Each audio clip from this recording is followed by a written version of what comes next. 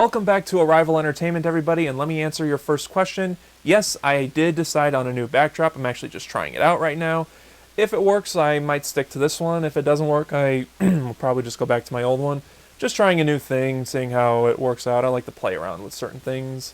So yeah, if you like it, let me know down in the comment section. Anyway, back in my Kong Skull Island and Godzilla King of the Monsters combo review, a very nice viewer asked if I could rank all 4 movies in the monster universe after I saw Godzilla vs. Kong. And I thought, yeah, sure, I can do that. It's only 4 movies, so it'll be a pretty quick ranking. But yeah, I'll definitely try and do that. And I wanted to wait until Godzilla vs. Kong has had a pretty decent run on HBO Max and in theaters. It's doing really well on both. So now I think is a good time to do it. Enough time has passed to where I can talk a little bit more freely about it. I can actually mention one of my biggest problems with the movie, and it's settled with me enough to where I know where I'd want to put it in my rankings. So now I think is a good time to do it. So without further ado, you guys know the rules. This is a ranking video. It's just my personal opinion. Doesn't mean it's right. Doesn't mean you're wrong. Let me know your thoughts and opinions and your rankings on all 4 of these movies down in the comment section. Let's not waste any more time, and let's get started with number 4 on my list.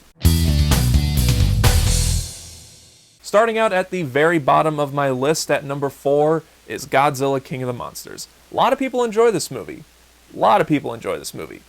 I'm not one of them. I thought this was a big mess of a movie, completely forgettable, and overall, I just didn't like it. And I understand that a lot of people just want to see Godzilla and all these monsters fighting each other. That's what they wanted to see. That's what they wanted to see in the 2014 Godzilla movie, and they got a lot more of it here. I understand that. And a lot of people told me before I saw the movie, just turn your brain off. Just enjoy the monster movie for what it is. And I tried to do that, and I kind of did that in the beginning of the movie. And I mentioned this in my combo review, and I'll mention it again. Right at around the 40-minute mark, there is a explanation on why these monsters are loose onto the world, and it just tanked the whole movie for me. It was dumb. It's been used before, and it was just poorly handled. And I'm sorry, from there on out, I couldn't enjoy the rest of the movie. The characters are absolutely awful. The fighting was okay when you can actually see it. A lot of the fighting in this movie is in the dark, and you can't really make out what's going on. And besides the fighting, the rest of the movie is just so boring. I was bored throughout the majority runtime of this movie. And by the time the monster fighting stuff did happen, I kind of tuned out, and I wasn't really all impressed on what was going on. At times it felt like Michael Bay style action, and it got so repetitive after a while. Again, some people really enjoy this movie. They can turn their brain off and just have a fun time watching all the big monster stuff. But for me, I wanted a lot more, and it should have been a lot more. This movie really disappointed me. Next at number 3 is Kong Skull Island. Now from here on out, I like all the rest of the monster movies, and we're starting with Kong Skull Island. I saw this movie back when it came out in theaters, and I really enjoyed it then. And I've seen it a lot more times since it came out in theaters. I mentioned that in my combo review too. I've seen it a few times on Blu-ray. I mainly watch it on TV with my dad when it's on TV, because he really enjoyed the movie too. And I still really enjoy this movie. And I understand that this movie has problems. I'm not oblivious to the issues of the movie. Yeah, some of the characters are one-dimensional and not really fleshed out all that much. And at times this movie is pretty much copying off of Jurassic Park 3 in a way. And the best parts of the movie is when King Kong and these other monsters on Skull Island are doing their thing. They're chasing the humans. The film doesn't really have much of substance in it, but I was okay with that because I actually enjoyed Tom Hiddleston's character, I enjoyed John C. Reilly's character, and I really enjoyed Samuel L. Jackson's character. To me, those 3 characters carried the whole movie for me. Brie Larson, I tried to like Brie Larson in this movie, but she's just completely bland and flat in this movie, and yeah, it really felt like she was there so there could be the blonde beauty that these King Kong movies need, but, you know, it didn't really end up that way with her and King Kong, so don't really know why she was in this movie. And I still really like and appreciate that this movie just didn't do the whole typical King Kong story all over again. In fact, now that I've seen Godzilla vs. Kong, I can say that I hope we see another King Kong movie and they can try the traditional King Kong story in a different way, you know, make it a little bit more modern. I think that might work out. This movie is just an easy watch for me. I can watch Kong Skull Island at the halfway point when I turn on the TV and it's already playing. I can watch it on Blu-ray and make a movie night of it. I can watch it when I'm sick. I can watch it when I'm not in a good mood. I can watch it when I'm in a good mood. And I'm just fine with it. I enjoy it. I really enjoy Kong Skull Island. And this is one of them that a lot of the monster movie fans didn't quite like all that much. And I can understand that if you didn't like this movie too. But for me, I really enjoy it. And I enjoyed it when I first saw it. At number 2, we have Godzilla vs. Kong. I really, really enjoyed this movie. This movie, for me, did everything it was supposed to and didn't try to do anything more or less than what it needed to be, really, which is Godzilla versus King Kong. It's the title of the movie. One of the things that I liked about this movie the most, besides King Kong versus Godzilla, all that stuff was pretty cool, but one of the things that I liked the most about it was that this movie knew exactly what it was trying to do. This movie is not taking itself seriously. It's not trying to be the grounded in reality, Dark Knight version of King Kong versus Godzilla. It's King Kong versus Godzilla. Stuff's gonna get blown up. Stuff's gonna get destroyed. Monsters are gonna fight. People are gonna get injured or possibly killed. It's a fun monster movie, and I'm glad it didn't do anything more than that. If it did anything bigger or more serious or pretentious like, it could have ended up like Godzilla King of the Monsters. The only big issue with this movie, and it's a legit issue that I had with this movie, I mentioned it in my review, but now that the movie's out and more people have seen the movie, I'm going to talk about it a little bit more. So if you don't want to know, then I will give a slight spoiler warning. Actually, it's not slight. It is a spoiler warning. I'm going to talk about my biggest issue with the movie that I didn't mention in my original review, and it's why this movie is number 2 and not number 1 for me. So in my original review, I mentioned that there was a subplot in this movie featuring the girl from Godzilla King of the Monsters. I don't remember her name. She was the younger girl.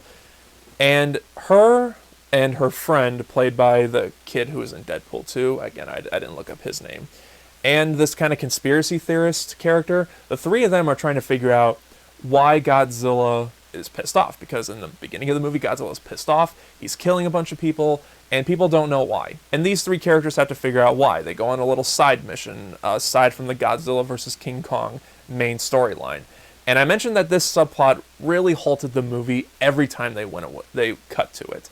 And it's true. It's the most pointless part of the whole movie. And here's why it's pointless. These three characters explore Apex, and they find out that Apex is creating Mechagodzilla. And that's why Godzilla's pissed off. Apex is trying to replace Godzilla with a giant robot Godzilla. Boy, was that dumb. At least I thought it was kind of dumb. But okay, they're making Mechagodzilla. Okay, fine, you want to introduce Mechagodzilla into this monster universe because they showed in the opening credits of Godzilla vs. Kong that Godzilla and Kong separately killed all the other monsters that we thought we were going to get in this monsterverse. Okay, fine, you're creating Mechagodzilla. What are you going to do with him? Well, this movie did what Batman vs. Superman did and had the two opposing sides team up to fight Mechagodzilla at the end of the movie. And it's handled just about as well as Doomsday was in Batman vs. Superman. I didn't think it was handled all that well. It felt like Mechagodzilla was so forced into this movie. And yeah, it was cool to see Mechagodzilla kick Godzilla's ass, and then it was cool to see King Kong fight Mechagodzilla. It was really cool, yeah, but then what happened afterwards? Godzilla fucking ruined it. He destroyed Mechagodzilla. So, you introduce Mechagodzilla, and then you completely killed him. So, what, is he not going to appear in future movies now? Are they even going to make future movies because all the other monsters are dead? This is why I feel like that subplot is just completely pointless. They introduced Mechagodzilla only to kill him at the end of the movie. If you wanted Godzilla and King Kong to team up, that's fine. Maybe create a new monster, a completely pointless monster that's not associated with any of the previous Godzilla and King Kong movies. Have them fight one of them. And then that way no one will give a shit when that character died at the end or when that monster died at the end. You get what I'm saying? Because Mechagodzilla, from what I remember at least, was a pretty big deal in the original Godzilla movies. I don't know. I don't know how people feel about Mechagodzilla in this movie because it is a pretty big spoiler, and people have thankfully not spoiled this movie for anybody. So people might enjoy Mechagodzilla and not care that he died at the end of the movie, and they're most likely not going to bring him back. At least it feels like they're not going to bring him back. But for me, that was the weakest part of the movie, and that's why this movie's number 2 and not number 1. That whole subplot I didn't like at all. And the more time it sat with me, the more I'm just like, yeah, I really don't like that subplot. Just take out that subplot completely, do something else if you really want to add a subplot into it, but not introduce a big, well-known monster from the original movies like Mechagodzilla just to kill him at the end of the movie. But the main story of this movie, the Godzilla and King Kong stuff, it really outweighed that shitty subplot, and it's the reason why I really enjoyed this movie, because that stuff was really well handled. I can't give it the #1 spot because of that shitty subplot, but I stand by my grade of an A-. I think most people are gonna look past that crappy subplot and just enjoy the Godzilla and King Kong stuff. Okay, that's fine. That was enough for me to enjoy the movie, and I stand by with it at my #2 spot. Can't quite give it #1 though. And my #1 favorite in this new MonsterVerse series is still the 2014 Godzilla movie. A lot of people have been more outspoken that they don't like this version of Godzilla. And again, that's completely fine. It feels like I'm on the opposite side of the spectrum from the majority of the fans. Because the majority of the fans really like Godzilla King of the Monsters, really like Godzilla vs. Kong, don't really care for the 2014 Godzilla or Kong Skull Island. That seems to be the majority, and I'm on the complete opposite end. I dislike Godzilla King of the Monsters, and I like the rest of them, with the 2014 Godzilla being my favorite. And, you know, I just recently did a review for this, I'm not going to spend too much time on it.